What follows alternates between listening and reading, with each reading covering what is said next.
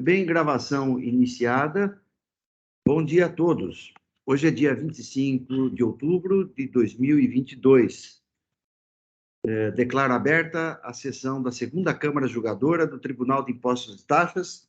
Hoje, na composição da Câmara, o Dr. Rodrigo Helfstein, substituindo o Dr. Douglas, vice-presidente da Câmara, a doutora Maria Alice Formigoni e também Flávio Arantes, como juiz também presente hoje.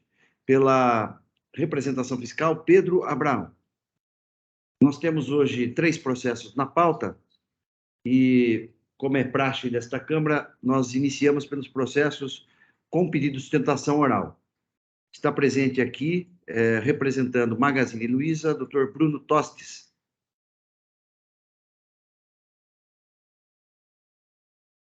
Bom, então, vamos ao processo Magazine Luiza, o AIN é o 144-432. A relatora é a doutora Maria Alice Formigoni, de modo que eu passo a palavra à doutora Maria Alice para que nos apresente o processo. Em seguida, eu abro a palavra ao ilustre advogado. Doutora Maria Alice, com a palavra. Obrigada, doutor Erivaldo. Bom dia a todos. Bom dia, doutor Bruno. Eu vou passar a leitura do relatório. Trata-se de recurso ordinário interposto contra a decisão de primeira instância que manteve integralmente o AIN 444-4322, cujo relato segue transcrito. Aí eu transcrevo o relato da acusação. É uma acusação de creditamento indevido do ICMS, sob a justificativa de créditos referentes a entradas de itens destinados ao ativo permanente do estabelecimento, nos termos do artigo 61, parágrafo 10 do RICMES. Tais créditos foram considerados indevidos, uma vez que efetuados diretamente nos campos outros créditos, nos registros, no RICMES, de sua escrituração fiscal digital, e nos campos 57 de suas DIAs, sem as respectivas emissões de notas eletrônicas preconizadas pela Portaria CAT 41 de 2003, bem como também sem apresentação do SIAP em sua EFD, nos termos estabelecidos pelo inciso 2 do artigo 2º da Portaria CAT 147 de 2009. Cumulado com o artigo 1º da Portaria CAT 25 de 2001. Ressalte-se que, no período em questão, o contribuinte estava obrigado à EFD, porém entregou os arquivos de suas EFDs sem o correspondente bloco G, que permite a composição do demonstrativo SIAP. Não obstante o não cumprimento das disposições das portarias CAT acima citadas, foi solicitado ao contribuinte, por meio da notificação tal, dentre outros, a apresentação do SIAP, de que trata a Portaria CAT 25 de 2001, ou outros documentos que comprovassem o direito aos créditos efetuados.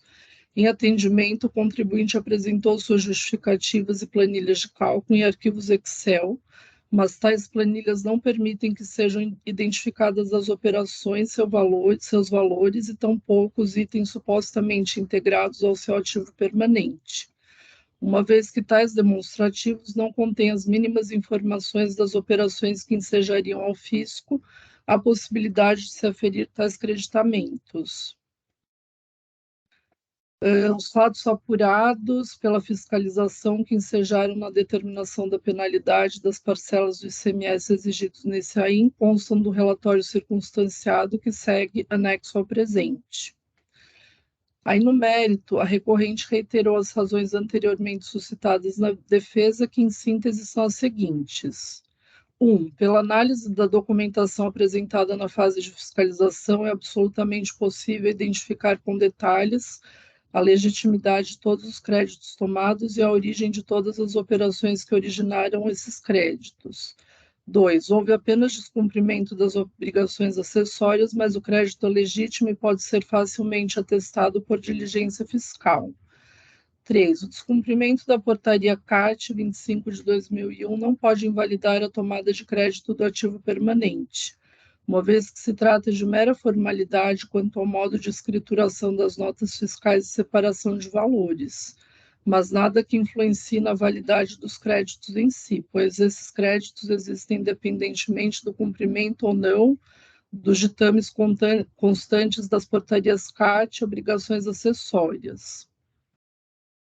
4. Caberia ao fisco alegar um possível descumprimento de obrigação acessória, mas não questionar o crédito utilizado, pois este não foi afetado pela falta dos procedimentos solicitados na portaria mencionada. 5. No item 8 do relatório circunstanciado, consta a afirmação acerca da existência de mercadorias que não se enquadrariam no conceito de itens destinados ao ativo permanente passíveis de conferirem crédito ao contribuinte, porém não foi apontado no AIM nenhum fundamento jurídico ou motivação acerca da ausência de relação direta entre os produtos tomados a crédito de ativo permanente e a atividade do estabelecimento em afronta ao artigo 142 do CTN. 6. O contribuinte não deve se defender daquilo que não está fundamentado no lançamento tributário, razão pela qual o único fundamento e a única fundamentação que sustenta o trabalho fiscal é, aspas, se o desatendimento à portaria CAT 25 de 2001 invalida a tomada de crédito de bens do ativo permanente, fecha aspas. A recorrente também solicitou realização de diligência sobre todos os relatórios SIAP entregues, insurgiu-se contra a inclusão dos juros de mora na base de cálculo da multa, a cobrança de juros calculados com taxas superiores à Selic e alegou erro de capitulação e confiscatoriedade da multa aplicada. Em caráter subsidiário, solicitou ainda recapitulação da multa punitiva e a redução da multa aplicada com fundamento no artigo 92 da Lei 6374 de 89. A representação fiscal apresentou contrarrazões ao recurso ordinário no parecer de folhas 1130 e 1144, manifestando-se pelo seu não provimento. Esse é o relatório. Então, agora eu acho que passo a palavra ao doutor Bruno para sustentação. Bem, eu cumprimento a ilustre relatora pela síntese aí do processo, né? E eu passo, então, a palavra ao doutor Bruno Tostes para que apresente a sua sustentação oral pelo prazo de 15 minutos. Doutor Bruno, com a palavra. Muito bom dia a todos os doutores. Primeiramente, gostaria de agradecê-los pela disponibilidade de estar me ouvindo nessa manhã. Peço desculpas já de antemão, porque essa é a minha primeira sustentação oral aqui no TIT, então, se eu ficar um pouco nervoso, acontece. Não fique não, porque a gente aqui tem bastante tranquilidade aqui para ouvir as alegações da parte. Fique tranquilo. Tá bom, muito obrigado. Doutora Maria Alice, obrigado pelo relatório. Acho que até dispensa aqui a minha parte inicial da sustentação, que eu iria fazer até um breve relato sobre o caso, e foi muito bem trabalhado pela doutora. Mas, enfim, como os doutores puderam ouvir, a autuação apenas ocorreu em razão desse descumprimento da formalidade, né, da entrega do SIAP, de ter constado esses créditos no campo outros créditos na EFD. E isso não invalida, de fato, os créditos que a nossa cliente possui, né? Foram apresentados, né, como bem explicitado pela doutora, no próprio AIM, o fiscal deixou claro que poderiam ser apresentados outros documentos. Então, isso fez com que a empresa apresentasse a planilha Excel, e ela construiu com todas as informações que ela tinha com notas fiscais e dentre outros documentos.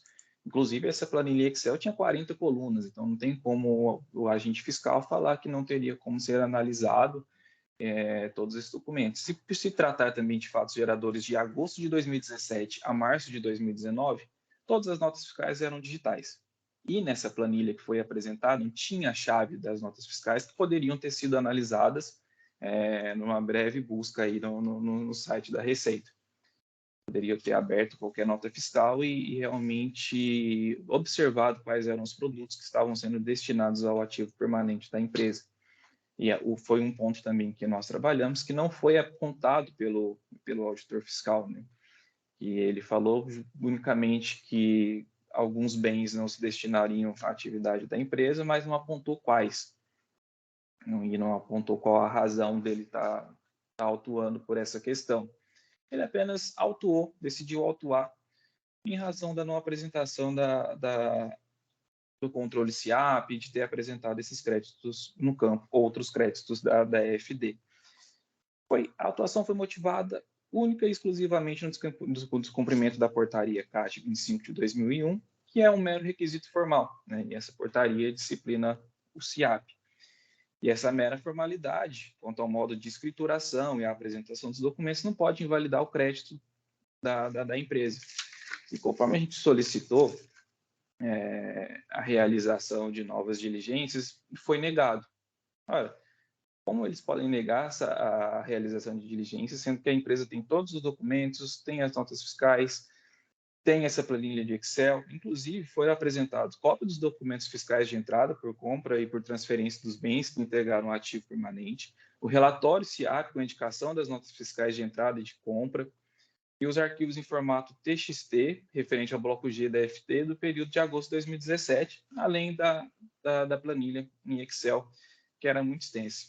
Peço até desculpas pelo que eu vou falar, mas acredito eu que na frente de tanta documentação, de uma planilha em Excel tão extensa, né, de 40 colunas, que obviamente não teria como transformar em PDF para juntar nesses autos, ficariam... o processo já tem mais de 1000 folhas, imagina com uma planilha tão extensa, em um período aí de 2 anos e com 40 colunas. É inviável juntar isso no processo administrativo. Acredito eu que o fiscal deve ter observado, assim, não vou analisar tudo isso, e decidiu autuar pelo descumprimento da entrega da documentação. E esse formalismo não deve prevalecer sobre a verdade real e material, que é a possibilidade do creditamento de todos esses produtos que fazem parte hoje do ativo permanente da empresa. Eu acho que, em síntese, é isso uma maior questão desse caso, e a gente pugna aí ou pela nulidade desse auto de infração, né, ou uma nova diligência, né, para que fossem analisados toda essa documentação que já foi apresentada ao fiscal na época. Obrigado. Cumprimento o doutor Bruno pela sustentação oral. Nem parece que é a primeira vez que o senhor está sustentando, viu? Muito obrigado. Eu passo, então, a palavra à doutora Maria Alice para que apresente o seu voto. Doutora Maria Alice, com a palavra. Pois não, doutor Orivaldo, eu também quero cumprimentar o doutor Bruno pela excelente sustentação oral, assim, bem objetiva, bem clara, e tenho certeza de que vai ter muito sucesso nas próximas sustentações orais. Muito obrigado. Eu estou aqui no tributário faz menos de um ano, então está valendo. Bom, então eu vou passar a leitura do voto. Inicialmente, não reconheço do recurso ordinário no tocante às alegações sobre a inclusão dos juros de mora na base de cálculo da multa aplicada e sobre o montante e o caráter confiscatório da multa aplicada por se tratar de matérias disciplinadas em dispositivos legais válidos e vigentes, cuja aplicação não pode ser afastada por órgão de julgamento no âmbito do processo administrativo tributário, exceto nas hipóteses previstas no artigo 28 da Lei 13.457 de 2009, devendo também ser mencionada, com relação à primeira matéria, a súmula TIT 13 de 2018. O artigo 23 da Lei Complementar Federal 87/96 condiciona o direito ao crédito do ICMS para efeito de compensação com débito do imposto à idoneidade da documentação relativa à entrada de mercadorias no estabelecimento e à sua escrituração nos prazos e condições estabelecidos na legislação. Essa mesma determinação encontra-se prevista no artigo 38, parágrafo 1º da Lei 6374 de 89 e no artigo 61, parágrafo 1º do RICMES. E os procedimentos de apuração e lançamento do crédito do ICMS, decorrente da entrada de mercadorias destinadas ao ativo permanente, encontram-se atualmente disciplinados nas portarias CAT números 25 de 2001, 41 de 2003 e 147 de 2009.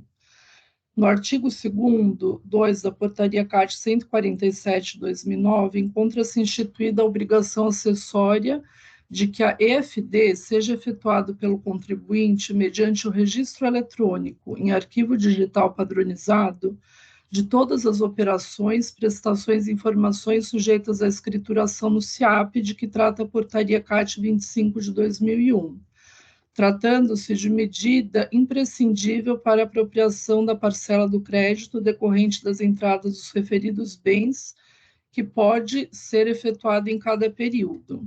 Somente os contribuintes dispensados de entregar a EFD podem continuar apresentando o SIAP de acordo com a portaria CAT 25 de 2001. O fisco demonstrou que a recorrente entregou a EFD dos períodos relativos aos créditos glosados sem o preenchimento do bloco G, relativo ao SIAP, e que tampouco emitiu as notas fiscais de lançamento de crédito de bem do ativo permanente, conforme se pode verificar nos resumos dos registros de entradas dos referidos períodos, em nenhum dos quais consta o respectivo CFOP 1604. Por outro lado, também demonstrou que a recorrente procedeu ao lançamento dos créditos de forma não prevista na legislação, lançamento direto no RAICMS e nas dias de cada período.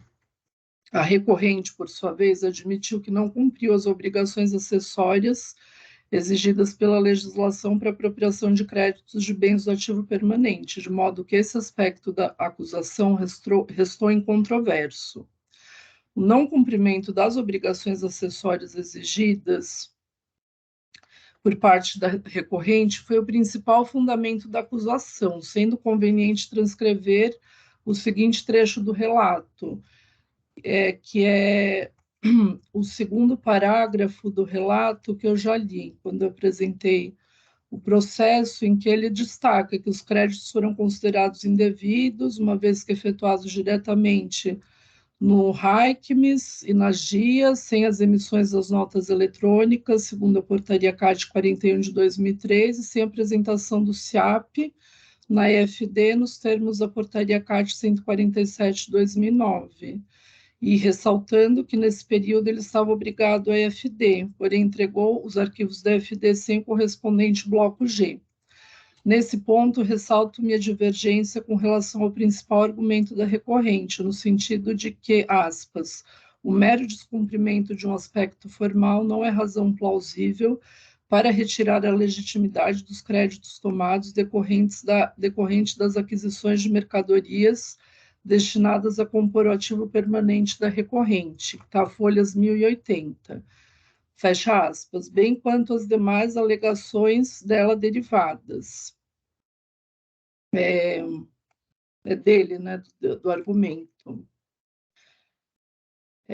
Ora, conforme apontado nos itens 8 e 9 supra, por determinação legal, o cumprimento das obrigações acessórias estabelecidas na legislação tributária pertinentes à apuração e ao lançamento de crédito de bem do ativo permanente é condição sine qua non para a apropriação desse tipo de crédito.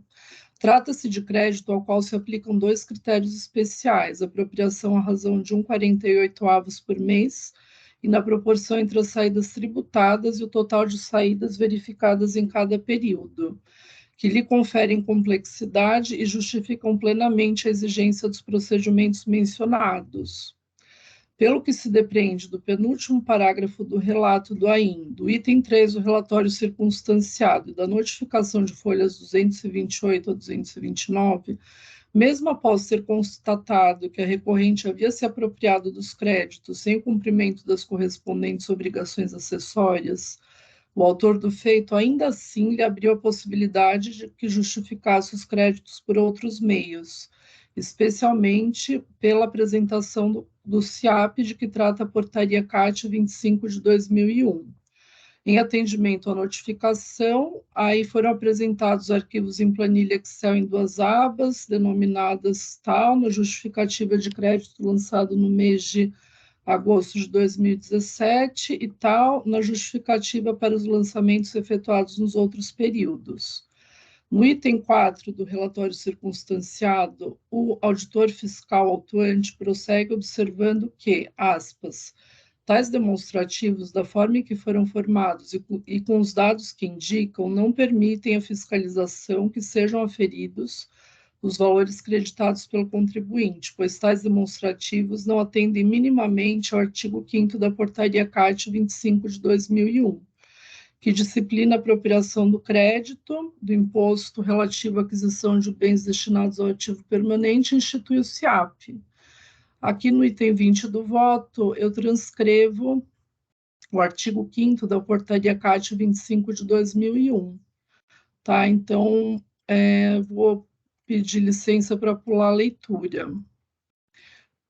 Aí passo para o item 21. Pelo que se pode verificar dos demonstrativos apresentados pela recorrente, juntados pelo fisco, a folhas 235/497 e 498/519, trata-se de documentos que não atendem às solicitações da Portaria CAT 25 de 2001, e os dados nele apresentados, da maneira como dispostos, efetivamente não permitem que seja feita nenhuma análise das operações que decorreram as entradas de bens destinados ao ativo permanente.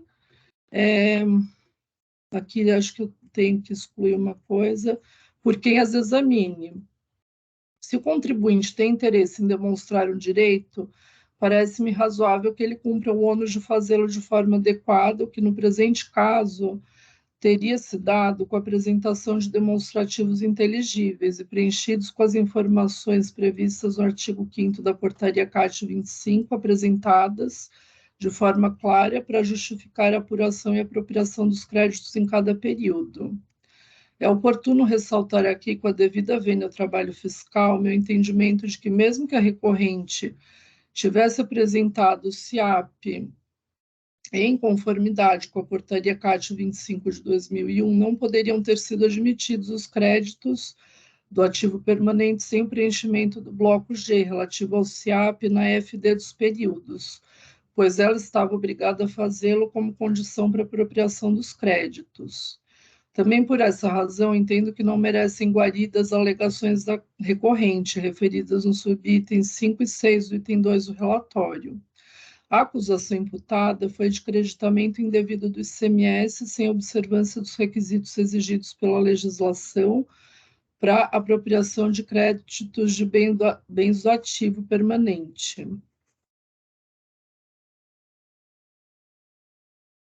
As alegações do item 8 do relatório circunstanciado não integram a acusação e, no máximo, apenas reforçam as demais colocações do autor do feito, no sentido de que não foi possível concluir sobre a admissibilidade dos créditos diante dos demonstrativos e documentos apresentados em resposta à notificação.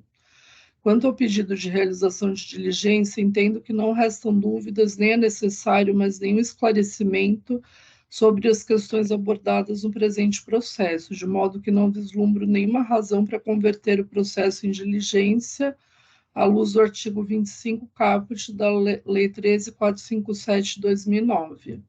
Os pedidos de recapitulação da multa aplicada tampouco podem ser atendidos pelas razões constantes dos itens 49 a 51 da decisão recorrida, que transcrevo a seguir para integrarem as razões do presente voto. Aí eu vou passar a leitura. Os argumentos defensivos de erro de capitulação, tendo em vista o princípio da especificidade, de forma que deveriam ser aplicadas as penalidades previstas nas alíneas E ou P do inciso 5 do artigo 85 da Lei 6374 de 89, referentes ao descumprimento de obrigações acessórias, não devem ser aceitos. O conjunto probatório certifica o creditamento indevido do ICMS, com base no artigo 61, parágrafo 10 do RICMES, diretamente nos campos outros créditos, nos registros de apuração do ICMS da FD e no campo 57 das GIAs, sem apresentação das notas fiscais correspondentes e seu registro no SIAP, bloco G da EFD.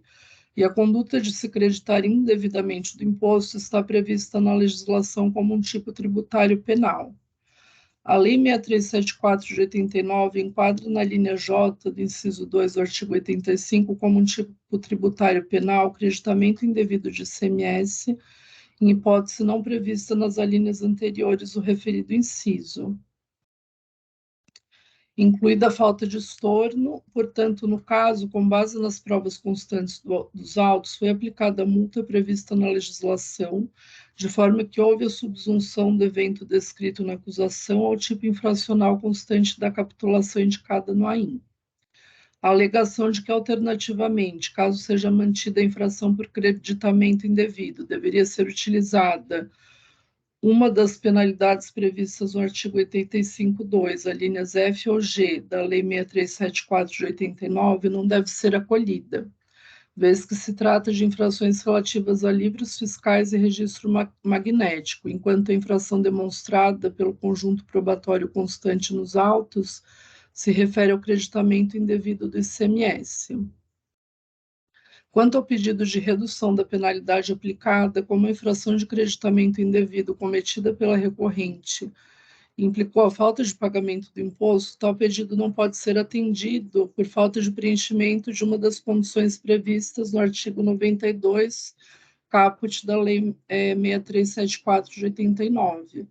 Convém destacar que, aspas, nos períodos de agosto de 2017 a março de 2019, o estabelecimento apurou o saldo nulo em suas dias em razão da transferência do resultado da apuração do imposto para o estabelecimento centralizador, que é uma observação que consta no campo Observações ao relato do AIN, folhas 2. Quanto aos juros de mora, considerando a revisão da súmula 10 pela Câmara Superior, devem ser limitados à taxa Selic, inclusive com relação à atualização do valor básico para o cálculo da multa. Ante o exposto, conheço parcialmente do recurso ordinário interposto e, na parte conhecida, dou-lhe parcial provimento, apenas para limitar os juros de mora à taxa Selic em conformidade com a nova redação da súmula 10 de 2017 deste egrégio tribunal. Então, é assim que voto, e eu gostaria só de fazer uma observação, que realmente eu, assim, com todo o devido respeito ao trabalho fiscal que foi realizado, eu entendo que não cabia, assim, o fiscal ter feito essa notificação para apresentação de documentos, uma vez que ele já tinha constatado que não tinha sido entregue o bloco G da EFD, os documentos fiscais. Eu acho que o auto já devia ter sido lavrado naquele momento, né? Então, assim, no meu entendimento, agora, por outro lado, ele abriu, acho que talvez uma possibilidade aí de, sei lá, deu uma chance para o contribuinte demonstrar, e se realmente tivesse sido demonstrado a contento, provavelmente também o auto não teria sido lavrado. Né? Então, a gente nem estaria discutindo sobre ele aqui. E é isso, assim, para mim ficou bem claro que, no meu entendimento, é isso que eu coloquei. Eu acho que para a demonstração, se cada contribuinte resolvesse fazer essa bendita escrituração de crédito do ativo permanente do jeito que fosse conveniente, assim, eu peço desculpas ao Dr. Bruno, mas assim, ele próprio falou mais de 40 volumes, assim, na forma que foi apresentado aí nas folhas 235 a 497, 498 a 519. Assim, é um trabalho praticamente de decifrar hieróglifos, então não é um trabalho impraticável. Então, é assim que eu voto. Eu cumprimento a relatora, a doutora Maria Alice, pelo voto proferido, muito bem fundamentado e muito bem justificado agora ao final, né? O processo está em discussão.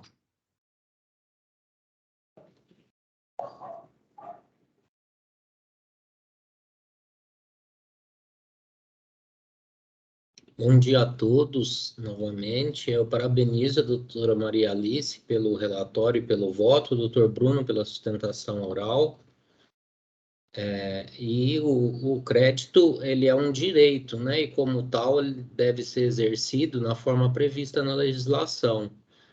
Então, como a doutora Maria Alice falou, se cada um resolver exercer o direito da forma como lhe for conveniente, torna inviável a fiscalização, principalmente numa empresa desse porte aí, que possui centenas de estabelecimentos no estado, né?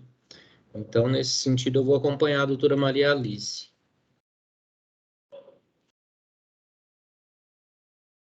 Presidente, bom dia. Gostaria também de parabenizar também a doutora Maria Alice pelo voto e o patrono também pela sustentação oral, como o doutor Pérez colocou, não parecia realmente aí a primeira sustentação, parabéns. Me incomoda um tanto esse fato, muitas vezes, de que a forma ela acaba inviabilizando o direito ao creditamento em algumas situações, né?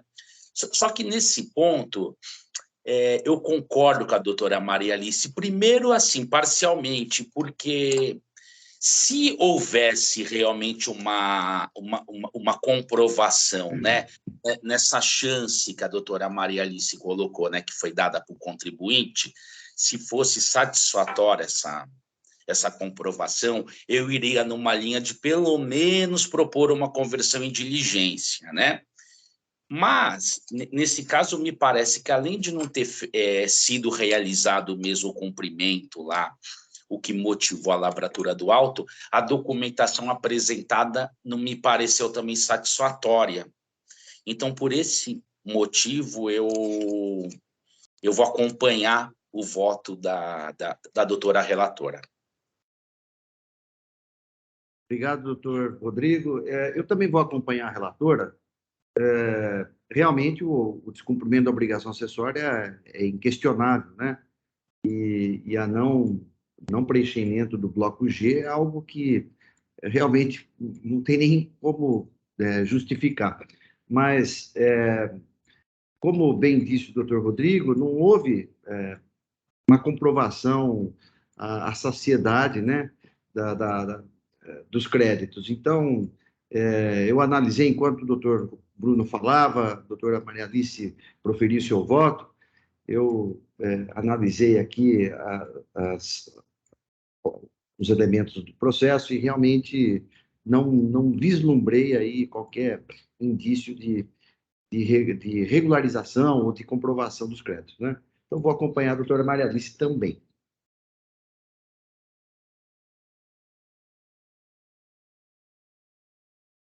Bom, então, diante da intervenção de todos os juízes... Eu agradeço aí as considerações dos senhores.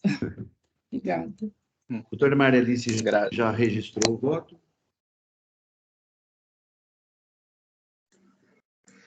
Eu estou encerrando os debates. Eu peço que os senhores juízes confirmem presença para quórum de votação.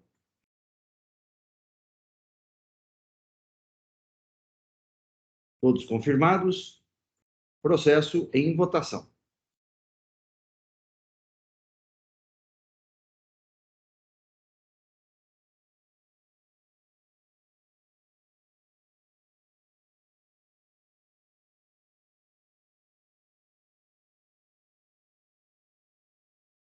Votação encerrada. Proclamo o resultado do julgamento. Recurso ordinário parcialmente conhecido e, na parte conhecida, parcialmente provido à unanimidade. Julgamento encerrado. Agradeço a presença do Dr. Bruno. Cumprimento mais uma vez pela sua participação. E passamos, então, para o próximo processo da pauta. Muito obrigado a todos e bom trabalho. Obrigado, doutor Bruno.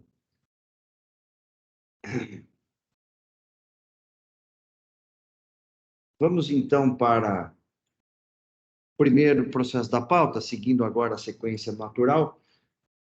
Iderval Aparecido de Oliveira e outro, Flávio José Sanches Arantes, é o relator. O doutor Flávio já registrou o voto. O AIN é o 4.144.303.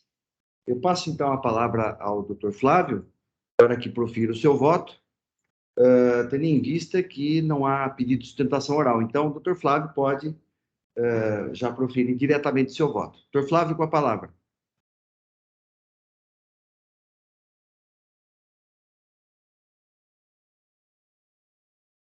Bom dia a todos novamente. Esse auto de infração, ele tem 2 itens de acusação. O primeiro é de falta de estorno do ICMS creditado por ocasião de entradas de óleo diesel no estabelecimento, que posteriormente foram remetidas para estabelecimentos diversos do mesmo produtor rural, sem que tenha sido estornado o crédito. O segundo item de infração refere-se à emissão de notas fiscais que não correspondem à saída de mercadorias do estabelecimento. A fiscalização no estabelecimento teve origem em razão de pedido de apropriação de crédito acumulado referente aos anos de 2016 a 2018. Verificou-se no decorrer da fiscalização que o produtor rural tinha 109 inscrições estaduais ativas no CADESP. Todavia, centralizava suas compras de óleo diesel na inscrição estadual autuada, onde tinha capacidade de estoque e posteriormente distribuía o combustível para as demais propriedades por meio de veículo próprio. O crédito pelas aquisições de óleo diesel foi realizado integralmente no estabelecimento autuado e não foi sendo estornado na medida em que o combustível era transferido para os outros estabelecimentos, o que deu origem ao item 1 do auto de infração, que é justamente a falta de estorno. Após ser questionado pela fiscalização sobre o procedimento adotado, o contribuinte, no intuito de sanear a situação, emitiu de forma extemporânea diversas notas fiscais de transferência, protocolando as mesmas a título de denúncia espontânea no posto fiscal de jurisdição.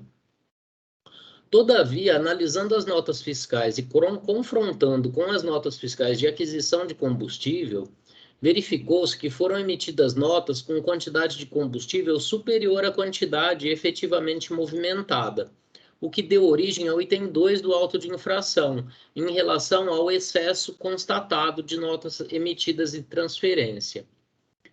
Em seu recurso, o contribuinte se defende justificando o procedimento adotado por questões operacionais do negócio, bem como afirma que o procedimento vinha sendo adotado desde 2012, que teria passado por diversas fiscalizações prévias e nunca havia sido questionado. Alega que se tivesse sido questionado, teria solicitado regime especial para autorizar o procedimento, e entende que o auto de infração deve ser cancelado em homenagem a diversos princípios, tais como o da legalidade, da igualdade, da razoabilidade e da proporcionalidade. Aponta ainda que não incide o ICMS nas transferências entre estabelecimentos do mesmo titular, o que justificaria também o cancelamento da acusação. Por fim, ele ressalta o caráter confiscatório da multa aplicada. Então, esse é o relatório. Eu vou passar diretamente ao voto, então.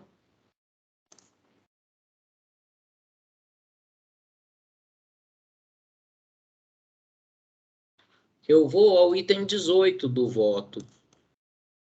Quanto ao item 1, trata-se de acusação fiscal de falta de estorno de crédito de ICMS, em razão da entrada de mercadorias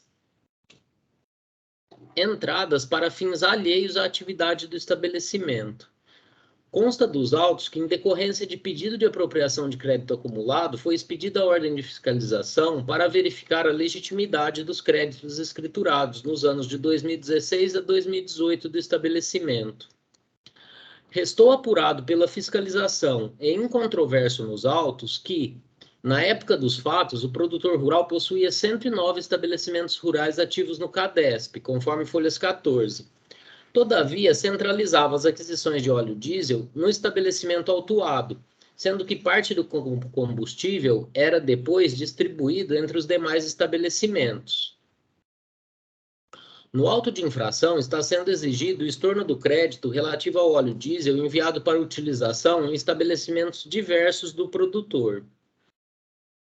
Em seu recurso ordinário, o autuado limita-se a justificar o procedimento em razões de questões logísticas, afirmando que já havia sido fiscalizado anteriormente e que seu modus operandi não havia sido questionado pela fiscalização naquelas oportunidades.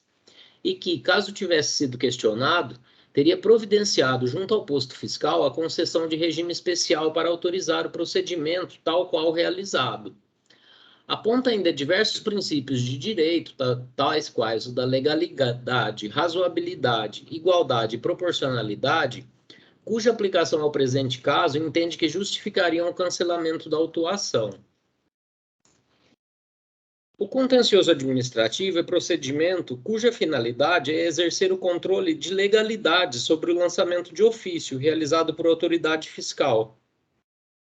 Diferente da interpretação dada ao princípio pela recorrente, em razão da natureza vinculada do ato administrativo, não cabe ao fisco perquirir sobre o espírito da lei diante da natureza objetiva do cumprimento das obrigações acessórias, bem como da responsabilidade por infrações à legislação tributária, prevista no artigo 136 do CTN.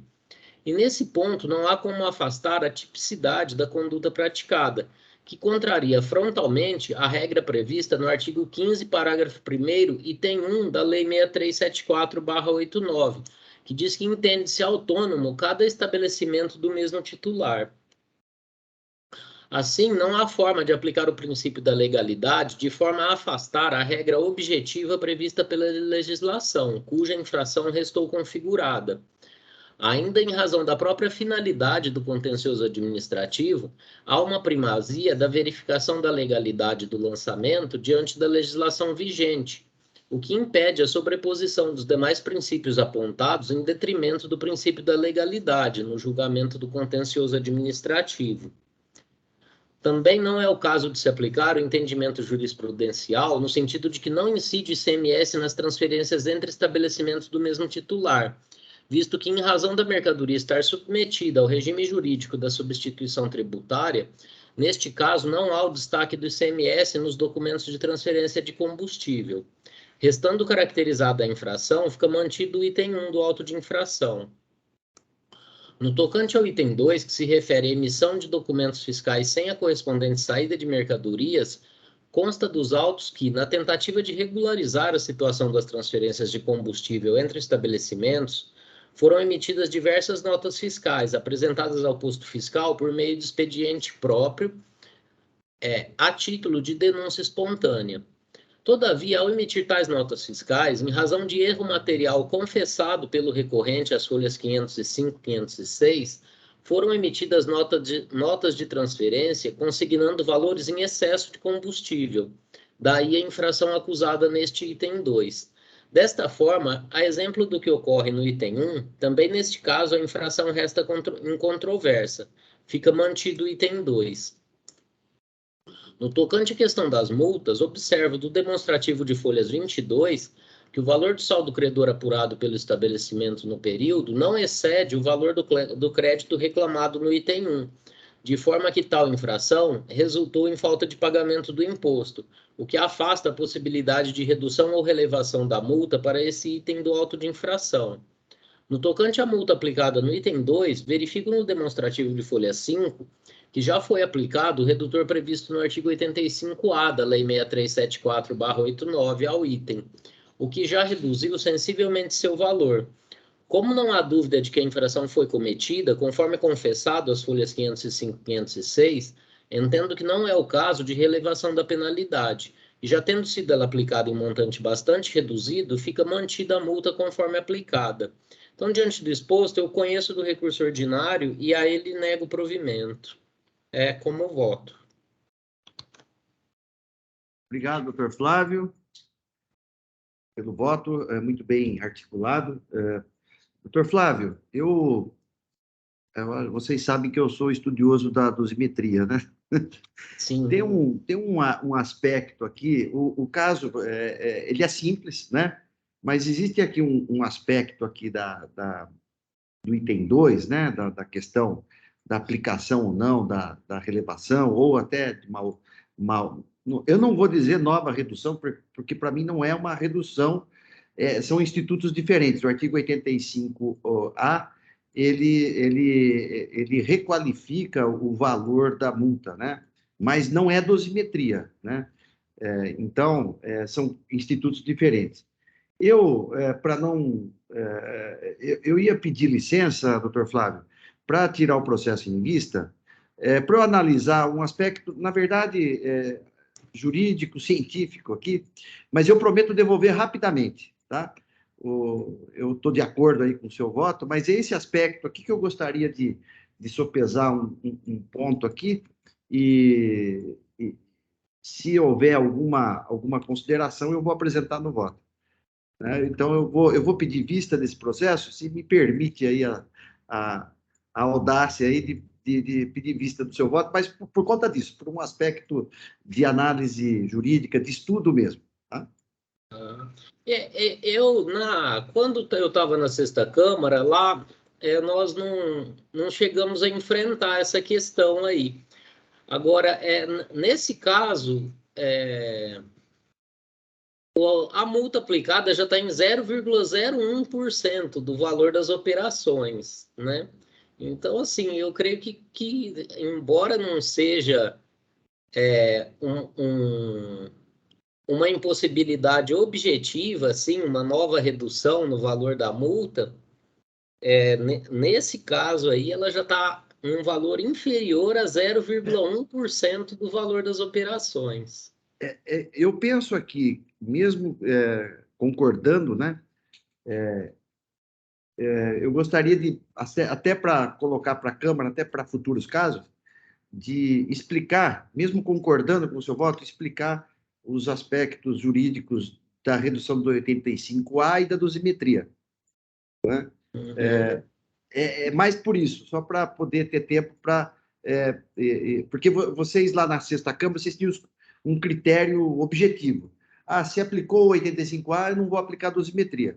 Eu entendo que não seja assim, mesmo que você não reduza ainda mais, mas eu entendo que são institutos diversos, né?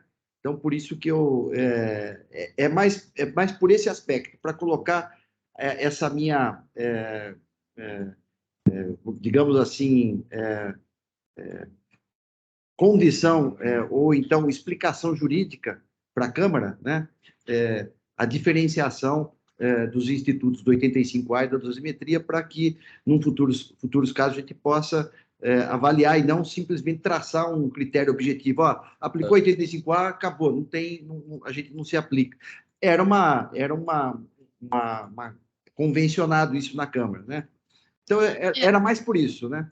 Era mais por isso. Assim, que eu me lembro, quando um voto que eu fiz que foi colocado isso, era aquela situação onde estava próximo à vigência da lei que o contribuinte entrava com um pedido administrativo para aplicação do 85A. Então, durante um certo ponto, se abriu essa possibilidade do contribuinte solicitar a aplicação do artigo 85A. Então, no voto, eu tenho um voto que eu impedi isso, mas é porque a gente não sabia o valor, não sabia se tinha sido deferido o 85A. Aí, na época, eu converti em diligência para que se apresentasse o valor depois da aplicação do 85A, caso tivesse sido reduzido, para a gente proferir o voto. Então, o voto que eu tenho não é colocando como um impediente objetivo, é querendo saber o valor. É um processo de uma multa de um valor bem significativo e eles entraram com o pedido do 85A e com o 527. Só que eu não quis aplicar o 527 sem saber o que tinha, sim, o claro. valor que teria resultado do 85A. Poderia não ter sido aplicado 85A, né? Tá. Uhum. Mas, Flávio, eu devolvo o processo rapidinho. Tranquilo. Tá bom? Uhum. É só para a gente. Eu queria deixar até isso registrado, esse aspecto, para futuros casos até, sabe? Para deixar esclarecido para a Câmara.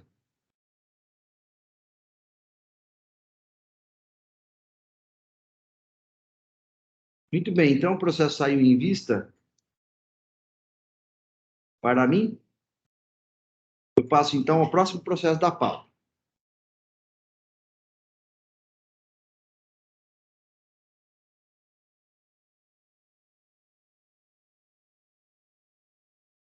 Vou encerrar aqui.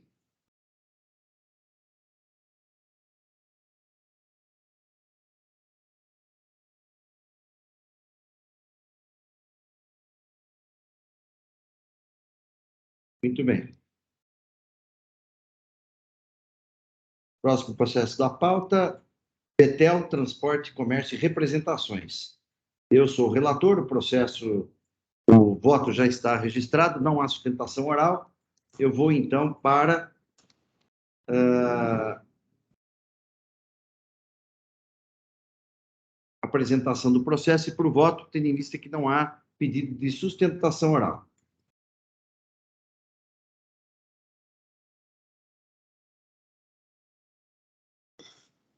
Bom, a acusação fiscal é de crédito indevido, tendo em vista que o contribuinte, no período de 2016 a 2017, nas datas especificadas, escriturou em sua EDF crédito que não, documentos fiscais que não atendem às condições previstas nos itens 3 e 4, parágrafo 1º do artigo 36 da Lei 6374/88. Em idoneidade, então, de fornecedor que teve a sua inscrição declarada inapta. O contribuinte faz uma série de alegações, eu vou enfrentá-las, tem preliminares aqui também. Bom, questão da alegação da ilegalidade do cálculo da multa sobre o montante do crédito tributário atualizado, eu não conheço em função da súmula 13. Com relação ao confiscatoriedade da multa, não conheço em função do artigo 28. Existe aqui preliminar de nulidade do AIM, o recorrente tece considerações a respeito do trabalho fiscal realizado que culminou no lançamento de ofício, conforme descrito no item 1, folhas 381 e 387. Pede que seja anulado o auto de infração, por quê? Não há motivação para o lançamento fiscal, pois não foram apresentados os documentos necessários para vincular os cupons anteriores à operação com todas as notas fiscais. 2. Desconsidera argumentos apresentados que comprovam a possibilidade de existência de erro cometido pelo fornecedor na emissão das notas fiscais. 3. Cerceia o direito de defesa, mais uma vez que os fundamentos do sujeito passivo não guardam correlação com os documentos anexados aos autos.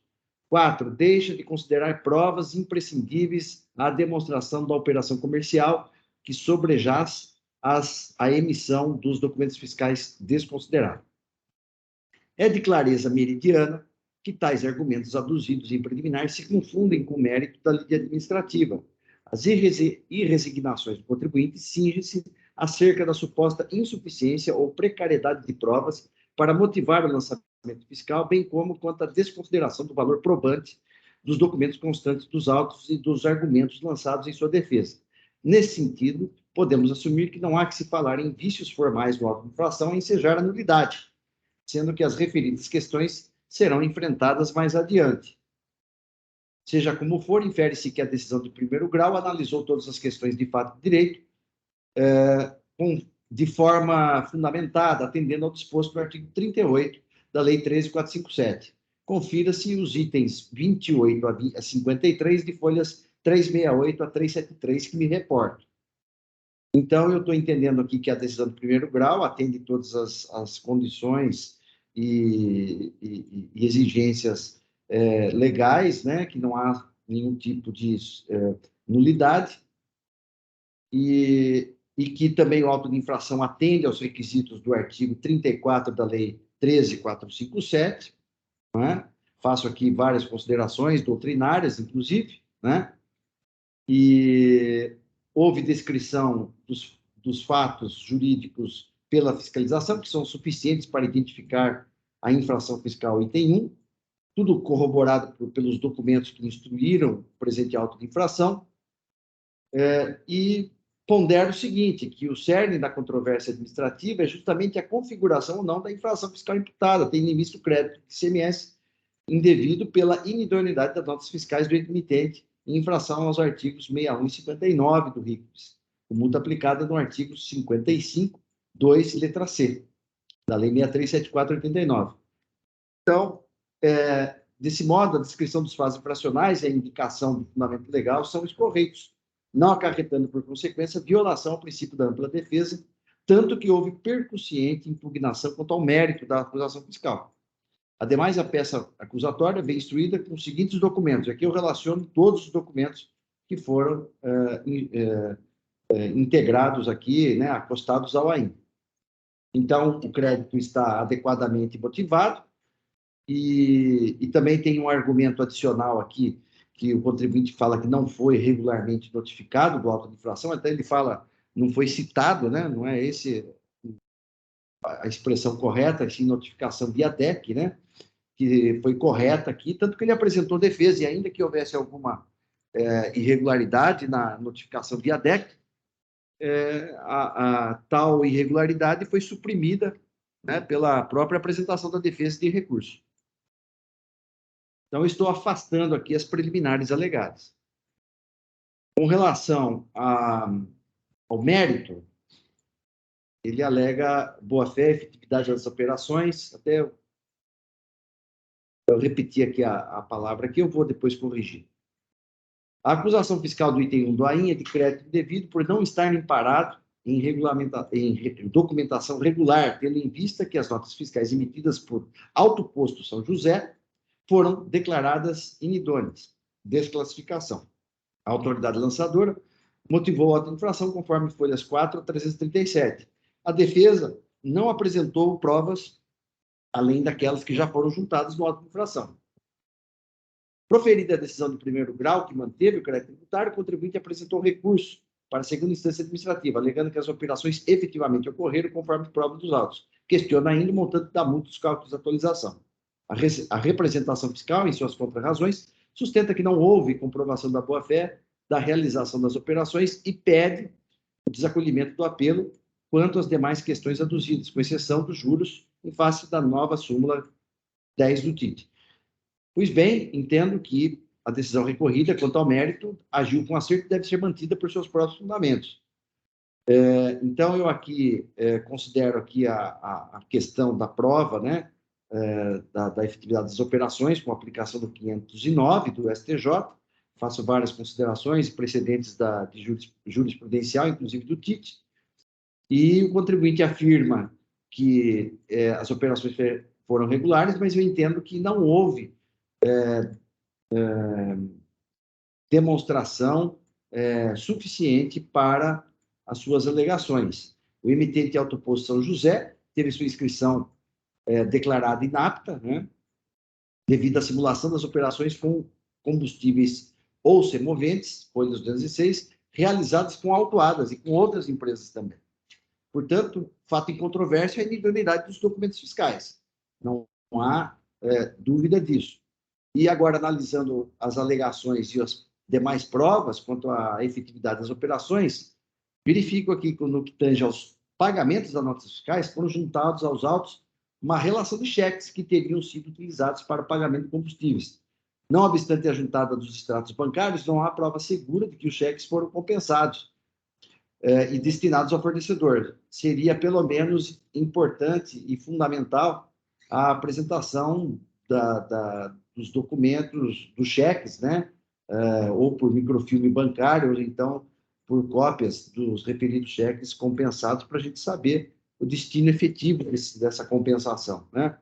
E também há outras inconsistências na prova dos pagamentos, conforme bem apontado pela representação fiscal, nos itens 25 a 29 de folhas 404 e 406, que adoto como razões de decidir. Eu não vou lê-los para não cansá-los aqui, né?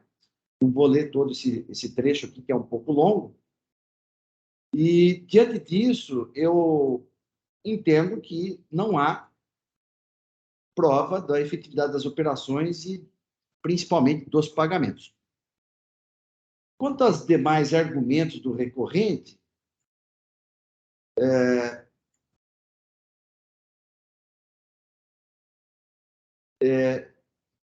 em sendo a acusação fiscal de crédito indevido por inidoneidade dos documentos fiscais, eis que a fiscalização apurou simulação de operações irrelevante que o AIM tal, lavrado em face do auto autoposto São José tenha sido quitado. Então, o contribuinte alega que o autoposto São José foi também autuado, né?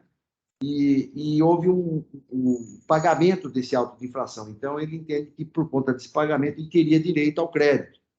Eu estou dizendo que não há, se falar em violação ao princípio da não cumulatividade, pela referida norma constitucional, é gerado o direito subjetivo do contribuinte a aproveitar em cada operação o montante cobrado nas operações anteriores, conforme artigo 155, 1b, parágrafo 2º, item 1 da Constituição Federal.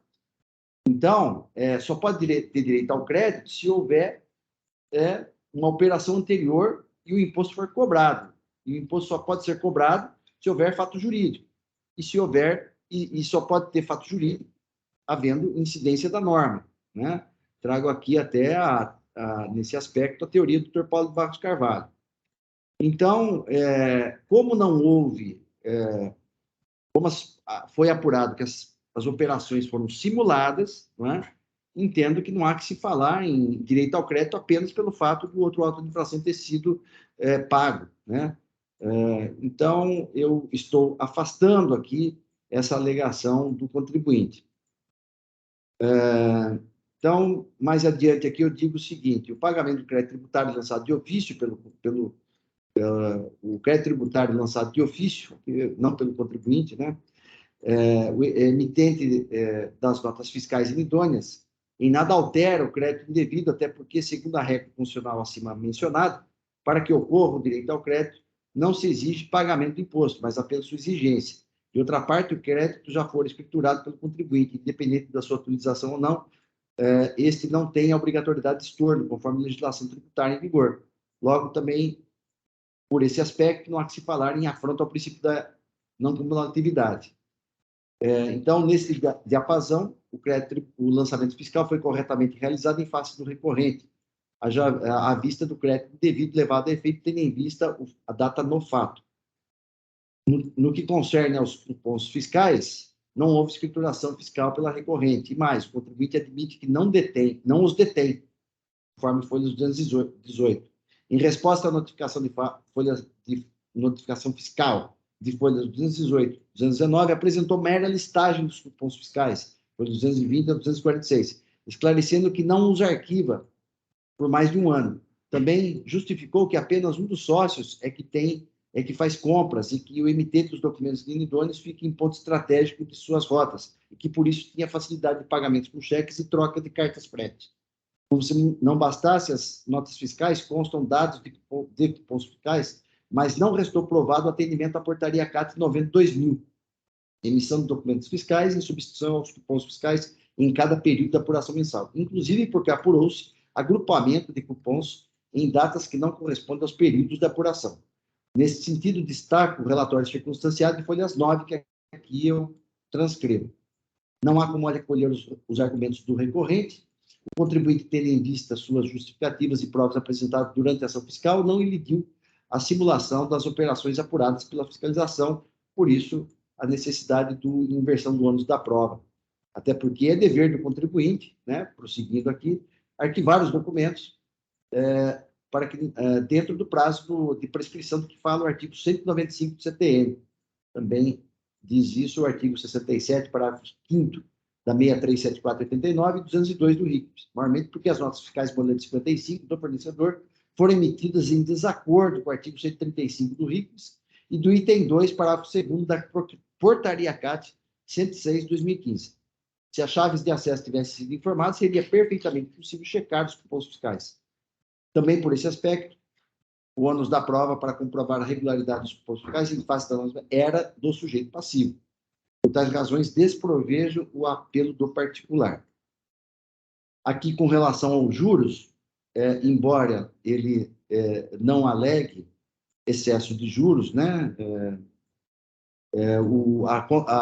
Em contrarrazões, a representação fiscal às folhas 409 pede provimento do apelo neste ponto, né, com base na nova súmula 10 do TIT, o que eu acolho.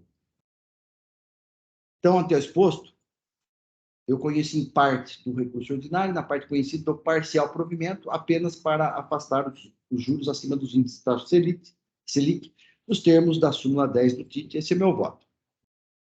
Eu só gostaria aqui de pedir um pouquinho de paciência do senhor, só para eu corrigir 2 erros de datilografia do meu tempo, né? De digitação. Eu ia falar datilografia de novo. Já é a segunda gafe que eu dou aqui na Câmara, viu? Nesse sentido. Já me sinto velho, fazendo isso eu me sinto mais velho ainda. Mas o processo está em discussão.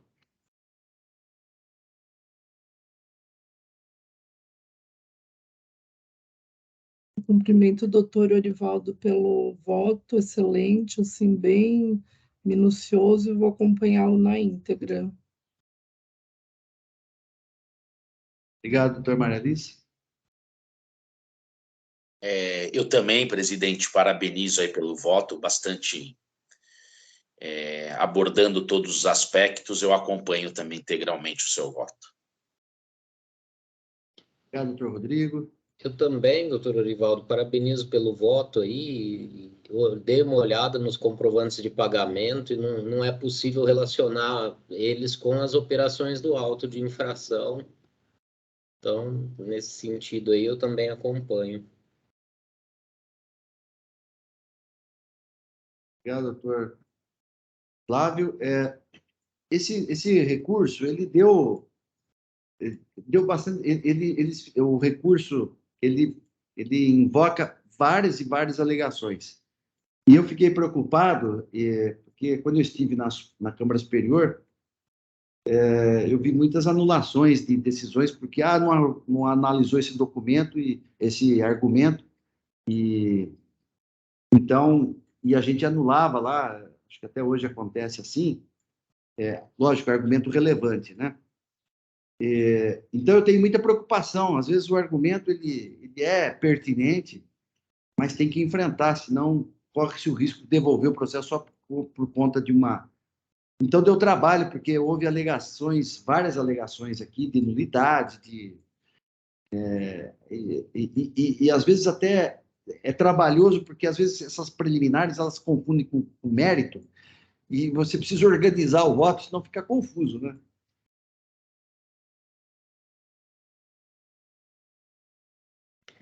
Tem processos que são simples, né, Pois é o caso. utilizar do ponto de vista da conclusão, né, mas até chegar na conclusão, às vezes o caminho é longo.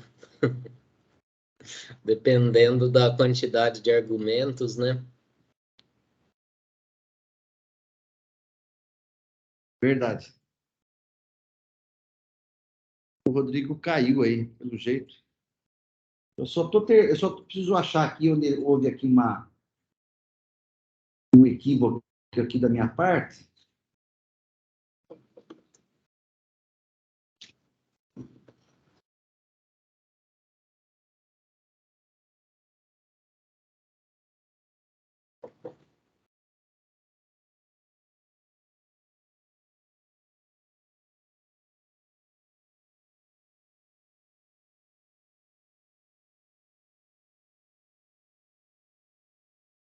Achei.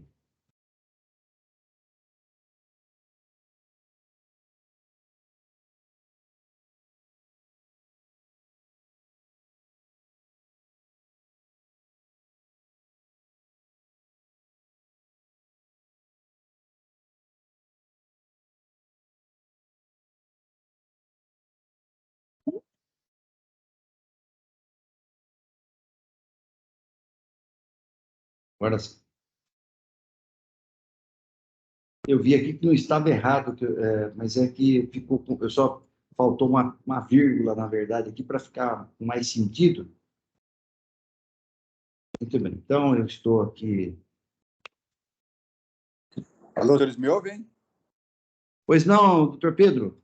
Então, eu precisei entrar no celular, não sei o que aconteceu com o meu computador aqui, mas, enfim, eu acho que, nesse caso, muito mais grave do que ele tentar provar a boa-fé dele, é que está comprovado nos autos que realmente não houve a entrada das mercadorias no estabelecimento, porque o posto de gasolina original que teria emitido as notas fiscais, ele reconheceu que não houve a saída, ele pagou o auto de infração relativo a isso. Então, muito mais sério do que, eventualmente, ele tentar provar que ele pagou, é que realmente não houve entrada de mercadoria, e, nesse sentido, o crédito é indevido. Né? Obrigado, senhor presidente. Obrigado, Pedro, pela intervenção e pelo esclarecimento. Bom, diante da intervenção de todos, eu estou encerrando os debates.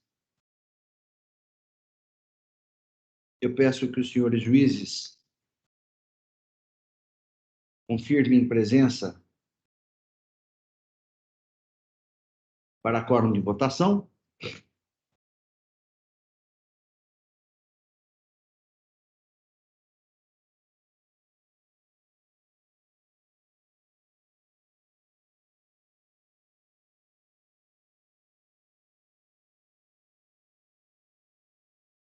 Todos confirmados, processo em votação.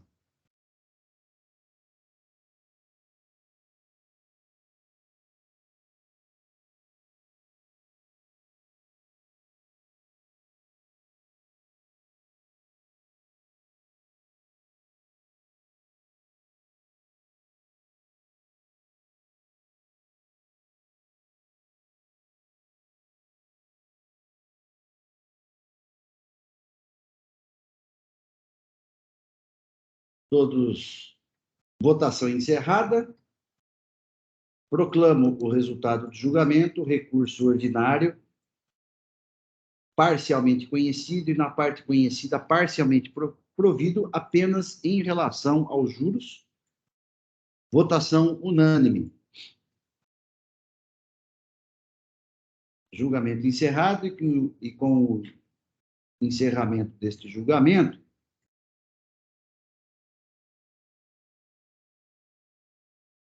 nós cumprimos a pauta de hoje. Estou aqui encerrando a sessão.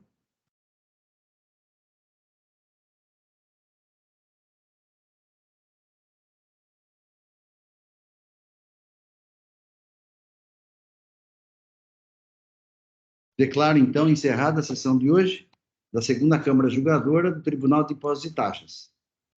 Agradeço e cumprimento a todos os juízes, a representação fiscal. Doutor Rodrigo estará conosco na próxima semana também, não é, doutor Rodrigo?